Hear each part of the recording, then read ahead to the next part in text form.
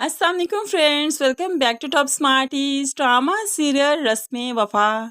शादी के बाद तो नूर और उसामा को कोई प्राइवेसी मिली ही नहीं, तभी तो ये दोनों अभी तक भी एक दूसरे से इतना दूर हैं। तभी तो मामू ने सोचा कि अपनी बीवी मेहरू को लेकर यहाँ से निकल जाना चाहिए कुछ दिन के लिए, ताकि इन दोनों को वक्त मिले, ये एक दूसरे को समझ सकें, एक दूसरे के करीब आ सके। बेशक मियाँ बीवी के रिश्ते की खूबसूरती ही इसी में है।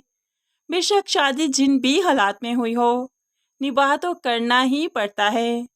अब यहाँ पर नूर को मालूम है कि मुमानी घर में नहीं, उसामा का ख्याल उसे ही रखना है, तभी तो उसके लिए खाना बनाती है, जो कि उसामा को ज़्यादा पसंद नहीं आया। इसलिए तो वो मूड दिखाता है, ये तो नहीं खाऊंगा, मैं तो ये नहीं खाता।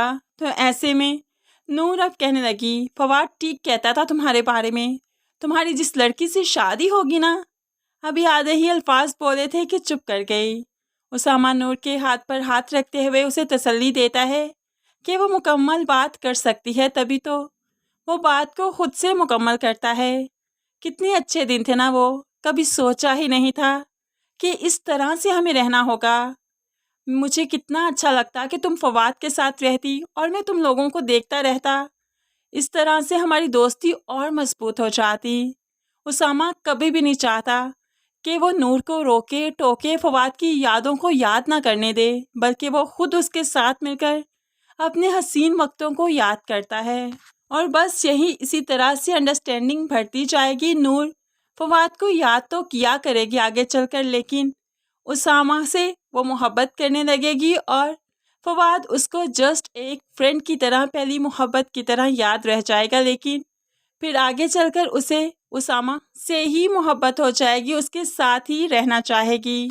और जाहिर सी बात है, ये सब कुछ उसामा की वजह से ही होगा। ये सब कुछ का क्रेडिट उसामा को ही जाएगा, जो इतनी बर्दाश्त, इतना हौसला रखता है अपने अंदर। वरना तो शादी जिन भी हालात में हो, मर्द अपनी बीवी के मुंह से दूसरे मर्द की बात भी सुनना पसंद नहीं करता। उसामा ना सिर्फ नूर के साथ बल्कि फवाद की फैमिली के साथ भी काफ़ी अच्छा कर रहा है। वो फवाद की जगह लेना चाहता है, ताकि वो फवाद की जगह लेकर सबका सहारा बन सके। लेकिन है, बेटे की जगह कोई और नहीं ले सकता। माँ बाप अपने बेटे को बहुत मिस करते हैं, लेकिन अब वो चाहते हैं इरम की भी शादी हो जाए, ताकि ये फ़र्ज़ भी पूरा हो जाए।